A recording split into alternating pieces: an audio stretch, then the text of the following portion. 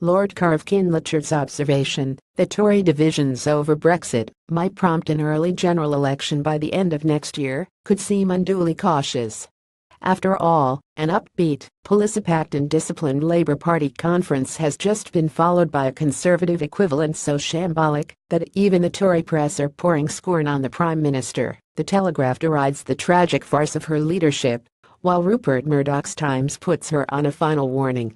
This is an administration, as John McDonnell put it in Manchester this week, in government but not in power, with no programme, no mandate and no right to keep squatting in office. But where Lord Kerr, speaking to Holyrood's Europe Committee, hits the nail on the head, is that May's survival has so far depended entirely on Brexit divisions.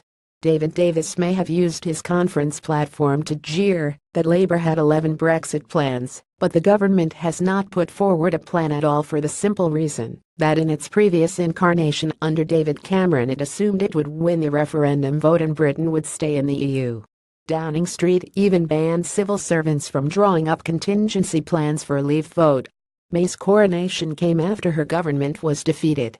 Her new regime was able, for a while, to create an illusion of strength, largely because divisions in Labour restricted its ability to land punches. But the Tories' lack of purpose is now palpable, and, as MSPs heard yesterday, it is difficult to see a deal on withdrawing from the EU that would command a parliamentary majority.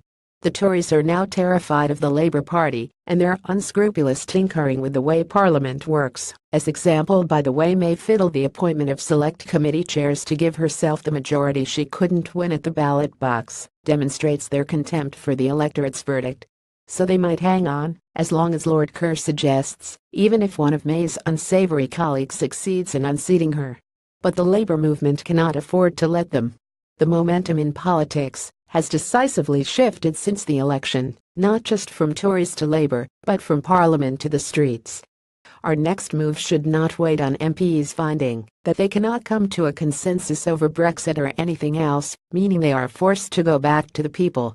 After all, the shift towards authoritarianism across Europe has been dramatic since the financial crash, from the unelected technocracies imposed on Greece and Italy to the savagery unleashed by the Spanish state against Catalans just this week.